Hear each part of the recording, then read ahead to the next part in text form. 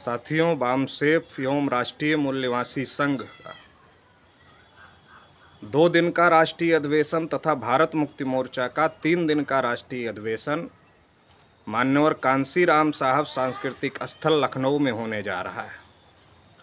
24 और 25 दिसंबर को बामसेफ का राष्ट्रीय अधिवेशन और राष्ट्रीय मूल्यवासी संघ का राष्ट्रीय अधिवेशन होगा। 26, 27 और 28 दिसंबर को भारत मुक्ति मोर्चा का 3 दिन का राष्ट्रीय अधिवेशन होगा। ये दोनों राष्ट्रीय अधिवेशन बहुजन समाज के लिए बहुत ही ज़्यादा महत्वपूर्ण हैं, क्योंकि आप सभी लोग जानते हैं कि देश में बामसेफ एकमात्र संगठन है जो कि इस देश में राष्ट्रीय स्तर पर फूले साहू अम्बेडकर पेरियार की आइडियोलॉजी पर, जगदेव प्रसाद कुशवाहा, ललई सिंह यादव, आर्यल चंदापुरी, कर्पूरी ठाकुर की आइडियोलॉजी पर देश में एससी, एसटी, ओबीसी और माइनॉरिटी में जागृति पैदा करने का काम कर रहा है, चेतना पैदा करने का काम कर रहा है। बामसेफ अधिकारियों और कर्मचारियों का संगठन है और अधिकारियों और कर्मचारियों का संगठन होने के बावजूद भी बामसेफ देश भर में लगातार फूले साहू अम्बेडकर पेरियार की आइडियोलॉजी पर कैडर बेस संगठन और कैडर बेस आंदोलन निर्माण करने के काम में लगा हुआ है। और आज देश में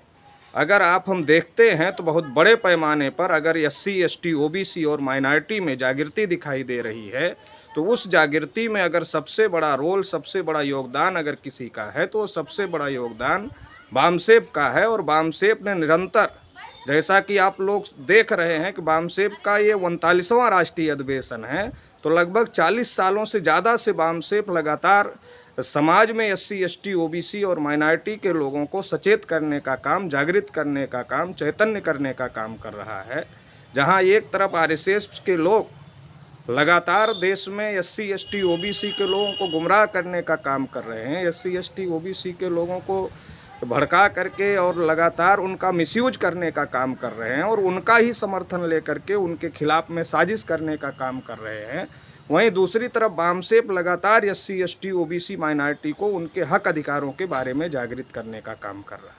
और जैसा कि मैं बार बार कहता हूं कि इस देश में अगर सबसे बड़ा घोटाला कोई हुआ है तो इतिहास का घोटाला हुआ है। इस देश में पिछड़े वर्ग का गौरवशाली इतिहास है, शेड्यूल कास्ट, शेड्यूल ट्राइब के लोगों का गौरवशाली इतिहास है, मगर इस देश में जो बहुजनों का इतिहास है उस इतिहास को दबा दिया गया है, उस इतिहास को छुपा दिया गया है। उस इतिहास को भी उजागर करने का काम, हमारा इतिहास क्या है, हमारी विरासत क्या है, हमारी पूंजी क्या है, उसको उजागर करने का काम, उस हमारे अंदर गर्व और गौरव पैदा करने का काम, और हम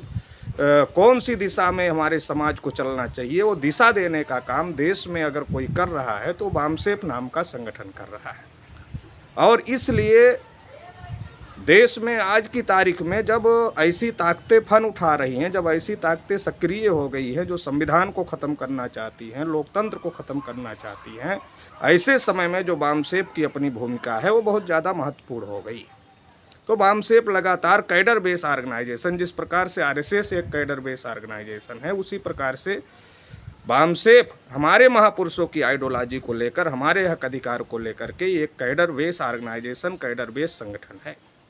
और वैचारिक रूप से आज की तारीख में बामसेफ की जागृति की वजह से आरएसएस को वैचारिक रूप से बामसेफ के लोगों ने परास्त कर दिया है जागृति की वजह से। इसलिए कभी मोहन भागवत को कहना पड़ता है कि कश्मीर से कन्याकुमारी तक सबका डीएनए एक है। कभी उनको ये कहना पड़ता है कि अब घोड़ी पर चढ़ने वाली बात पुरानी हो गई, मूंछ रखने वाली बात पुरानी हो गई, अब भेदभाव नहीं होना चाहिए। ये तमाम बातें इसलिए उनको कहना पड़ता है क्योंकि कहीं ना कहीं बामसेफ की जागृति की वजह से आज देश में बड़े पैमाने पर एससी, एसटी, ओबीसी, माइनॉरिटी के लोग जागृत हुए हैं। वहीं दूसरी तरफ भारत मुक्ति मोर्चा, चूँकि बामसेफ अधिकारियों कर्मचारियों का संगठन है जो लोगों को जागृत तो कर रहा है, लेकिन संगठित भी कर रहा है, लेकिन सड़कों पर उतर नहीं सकता है क्योंकि अधिकारी कंडक्ट रूल से बंधे हुए होते हैं, सर्विस कंडक्ट रूल उनके ऊपर लागू होता है, इसलिए वो सड़कों पर नहीं उतर सकते हैं। इसलिए एक दूसरा संगठन भारत मुक्ति मोर्चा नाम का संगठन, जो गैर कर्मचारियों का संगठन है, नॉन एम्प्लॉइयों का संगठन है, उस संगठन को 2010 में तैयार किया गया और 12वां राष्ट्रीय अधिवेशन उसका होने जा रहा है। तो लगातार जो है भारत मुक्ति मोर्चा के माध्यम से SC ST OBC और माइनॉरिटी के तमाम मुद्दों को लेकर, उनके हक अधिकार को लेकर लगातार सड़कों पर संघर्ष करने का कार्यक्रम चल रहा है। चाहे जाति आधारित जनगणना का मुद्दा हो, चाहे रिजर्वेशन का मुद्दा हो, या निजीकरण का मुद्दा हो, या MSP गारंटी कानून का मुद्दा हो, ऐसे तमाम मुद्दों पर लगातार भारत मुक्ति मोर्चा सक्रिय भूमिका में दिखाई दे रहा है। तो वामसेप जहां एक तरफ लोगों को जागृत करने का, संगठित करने का, और SC ST OBC और माइनॉरिटी में जो दूरियां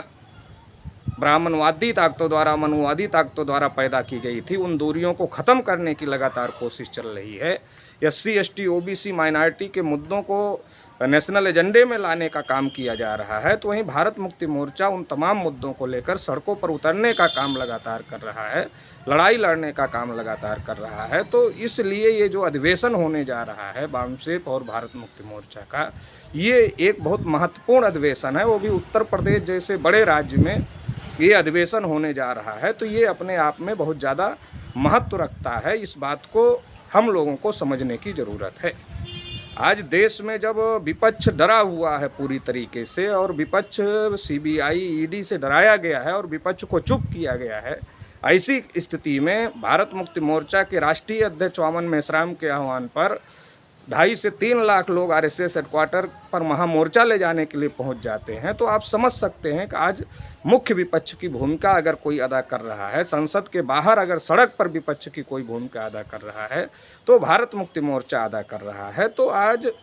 बहुत महत्वपूर्ण वामसेप और भारत मुक्ति मोर्चा का जो योगदान है देश के लिए, वो आज बहुत महत्वपूर्ण हो गया है। और इस परिस्थिति में आज बहुत बड़ा राष्ट्रीय अधिवेशन उत्तर प्रदेश के लखनऊ में होने जा रहा है। तो इस अधिवेशन के भी अपने मायने हैं, क्योंकि ये जो अधिवेशन होता है इसमें देश भर से लोग आते हैं, लगभग 31 राज्यों से लोग आते हैं, 568 जिलों से लोग आते हैं, और अलग अलग बोली के, अलग अलग भाषा के, अलग अलग क्षेत्र के लोग आते हैं। एक प्रकार का मिनी भारत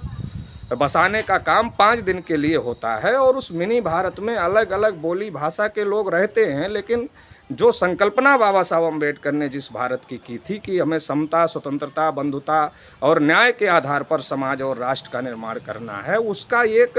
स्वरूप, उसका एक छोटा रूप अगर आपको देखना है, तो आप वामसेप, राष्ट्रीय मूल्यवासी संघ और भारत मुक्ति मोर्चा के अधिवेशन में आएँ। आपको जो समता, स्वतंत्रता, बंधुता और न्याय की जो भावना है, जिम्मेदारी की जो भावना है, अनुशासन जो बहुजन समाज के संगठनों में नहीं होता, लेकिन जब आप वामसेप, भारत मुक्ति मोर्चा के अधिवेशन में आएंगे तो आपको लगेगा कि एक अनुशासित संगठन है। तो ये एक बहुत बड़ा अधिवेशन होने जा रहा है, और ये बहुत ज़्यादा मायने हैं इसके, क्योंकि जो विषय इन अधिवेशनों में रखे जाते हैं वो नेशनल एजेंडे में आते हैं। जैसे जाति आधारित जनगणना का विषय लंबे अरसे से वामसेप अपने राष्ट्रीय अधिवेशनों में रखता रहा है, और जब 2010 में भारत मुक्ति मोर्चा बना तो सबसे पहले भारत मुक्ति मोर्चा ने इस विषय को टेकअप किया, और 51,000 प्रोग्राम वामन मेश्राम जी के नेतृत्व में पूरे भारत में लिए गए, और 1 सितंबर 2011 को दिल्ली के रामलीला मैदान में जाति आधारित जनगणना और OBC की जाति आधारित जनगणना को लेकर के महारैली भी किया गया,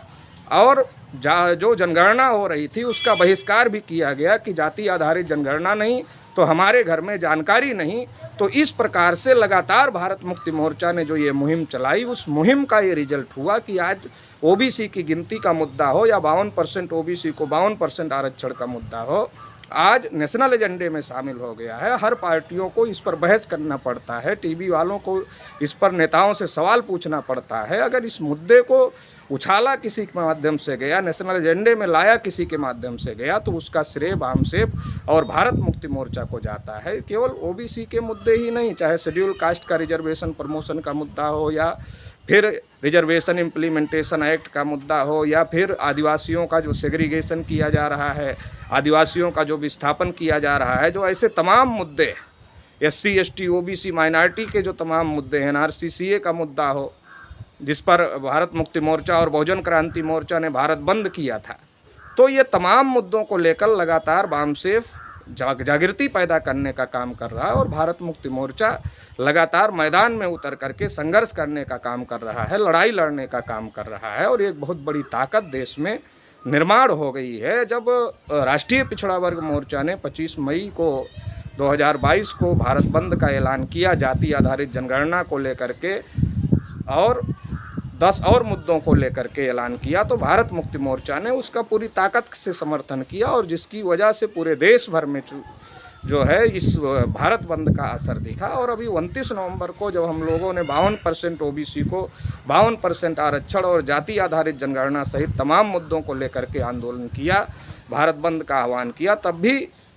भारत मुक्ति मोर्चा की बहुत बड़ी भूमिका रही और इसकी वजह से आंदोलन भी बहुत बड़े पैमाने पर सफल हुआ। तो देश में अगर आज सड़कों के विपक्ष की बात किया जाए तो सड़कों के विपक्ष के रूप में आज भारत मुक्ति मोर्चा देश में कैडर बेस ऑर्गेनाइजेशन और बहुत बड़ी ताकत के रूप में उभर चुका है। तो इसलिए बहुजनों को, तमाम बहुजनों को, चाहे वो शेड्यूल कास्ट के लोग हों, चाहे वो शेड्यूल ट्राइब के लोग हों, चाहे वो ओबीसी के लोग हों, चाहे वो माइनॉरिटी के लोग, उनको इस बात को समझने की ज़रूरत है कि आज देश में अगर जो संविधान विरोधी ताकतें हैं, जो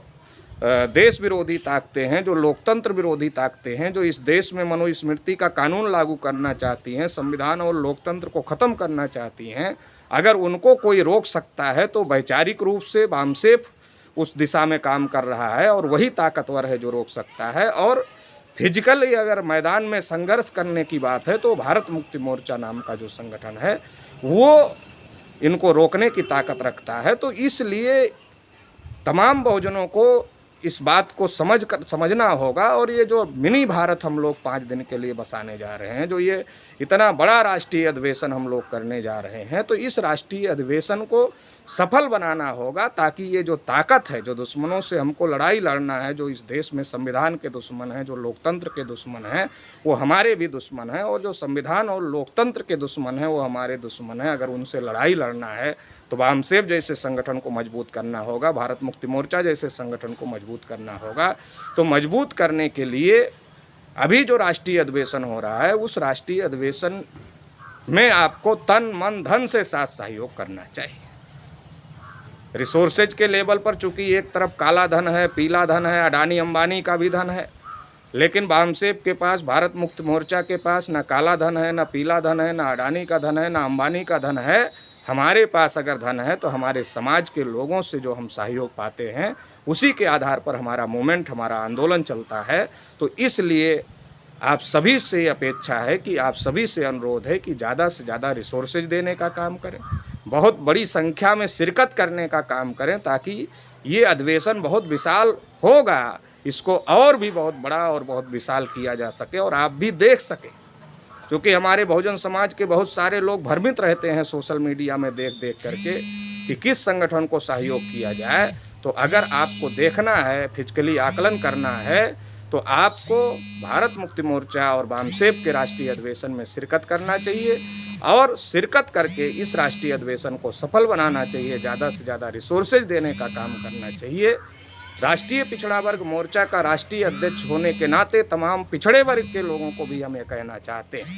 कि आज देश भर में पिछड़े वर्ग को अगर जागृत करने का काम, संगठित करने का काम और सही दिशा में पिछड़े वर्ग का जो गौरवशाली इतिहास है, जो गौरवशाली विरासत है, अगर उसको बताने का काम, उसके बारे में लोगों को जागृत करने का काम हो रहा है, तो उसमें वामसेफ और भारत मुक्ति मोर्चा का योगदान बहुत बड़ा है। वामसेफ और भारत मुक्ति मोर्चा के जो राष्ट्रीय अध्यक्ष है वामन मेश्राम साहब, वो लगातार इस मुहिम में लगे रहते हैं, लगातार इस कोशिश में लगे रहते हैं कि ओबीसी का संगठन निर्माण हो, ओबीसी के अंदर लीडरशिप निर्माण हो और ओबीसी के लोग अपने हक अधिकार के बारे में सचेत हो। एक तरफ जहां आरएसएस है जो हिंदू के नाम पर ओबीसी का केवल सपोर्ट लेता है, केवल समर्थन लेता है और समर्थन लेकर के ओबीसी को उनके हक अधिकारों से वंचित करने का काम करता है, हमारे ही समर्थन से हमारे ही हक अधिकार खत्म करता है, वहीं दूसरी तरफ वामसेफ और वामन मेश्राम साहब जैसे नेता हैं जो कि लगातार पिछड़े वर्ग को जगाने का काम, पिछड़े वर्ग का संगठन निर्माण करने का काम और राष्ट्रीय पिछड़ा वर्ग मोर्चा का जो भी आंदोलन होता है उस आंदोलन को बहुत बड़ी ताकत के साथ में समर्थन देने का काम कर रहे हैं। तो इसलिए आज देश में पिछड़े वर्ग को भी वामसेफ और भारत मुक्ति मोर्चा जैसे संगठनों की ज़रूरत है। इसलिए राष्ट्रीय पिछड़ा वर्ग मोर्चा का राष्ट्रीय अध्यक्ष होने के नाते तमाम पिछड़े वर्ग के लोगों को भी हमें आह्वान करना चाहते हैं कि अगर आप अपना वास्तविक इतिहास जानना चाहते हो, आप अपनी वास्तविक विरासत जानना चाहते हो, आप अपनी वास्तविक लड़ाई जानना चाहते हो और देश में क्या हो रहा है, देश में न्यायपालिका में क्या हो रहा है, कार्यपालिका में क्या हो रहा है, विधायिका में क्या हो रहा है, किस प्रकार से देश के साथ देश के साथ धोखेबाजी हो रही है, किस प्रकार से ओबीसी के साथ धोखेबाजी हो रही है और किस प्रकार से Bahujan Samaj, SC, ST, OBC, minority जो समूह है उसके साथ में किस प्रकार से धोखेबाजी हो रही है। अगर इस बात को समझना है तो आपको जो 24 दिसंबर से 28 दिसंबर तक वामसेफ राष्ट्रीय मूल्यवासी संघ और भारत मुक्ति मोर्चा का राष्ट्रीय अधिवेशन हो रहा है, इसमें आपको बड़ी संख्या में शिरकत करना चाहिए और ये आंदोलन आगे बढ़े। इस आंदोलन को आगे बढ़ाने के लिए आपको बड़े पैमाने पर